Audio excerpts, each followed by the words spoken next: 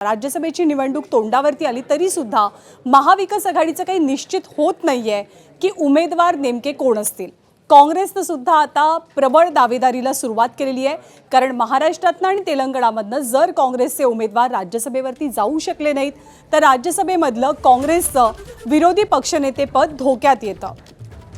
त्यामुळे राज्यसभेची एक जागा आणि तिघांचा दावा अशी गत सध्या महाविकास आघाडीची आहे। राज्यातल्या राजकारणापेक्षा देशाचा विचार करता काँग्रेससाठी जागा महत्त्वाची असल्याचं काँग्रेसचं म्हणणं आहे। त्यामुळे ही जागा आपल्यालाच मिळावी असा सूर काँग्रेस नेत्यांचा आहे। मुंबईमध्ये आज काँग्रेस आणि शरद पवार राष्ट्रवादीची एक बैठक पार पडली, तर शरद पवारांची सुद्धा राज्यसभेची निवडणूक लढवण्याची इच्छा असल्याचं राष्ट्रवादीचं म्हणणं आहे।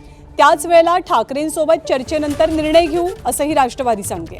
तर ठाकरेंची शिवसेना सुद्धा याच जागेसाठी अडून बसली आहे। पण राज्यसभेचं गणित जर जुळलं नाही तर त्याचा सगळ्यात मोठा फटका हा अर्थातच काँग्रेसला बसेल। त्यामुळे काँग्रेसचे मित्र आपल्या दाव्यावरती पाणी सोडणार की मैत्रीवर पाणी सोडणार हे पाहावं लागणार आहे।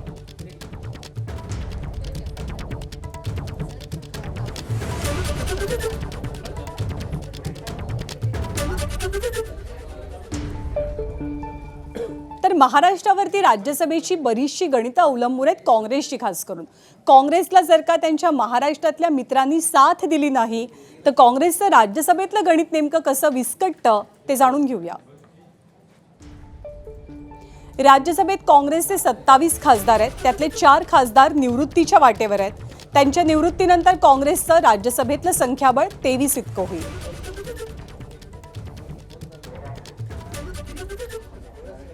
आणि मावळणकर नियमानुसार 10% संख्याबळ विरोधी पक्षनेते पदासाठी आवश्यक आहे।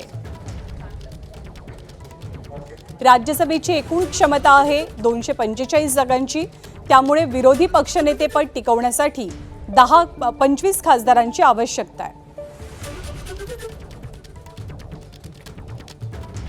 सध्या केवळ तेलंगणामध्ये एका जागेवरती काँग्रेसचा विजय निश्चित मानला जातोय।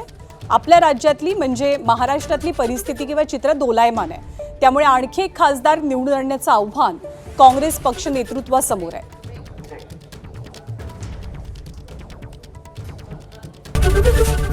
एबीपी माझा, उघडा डोळे बघा नीट।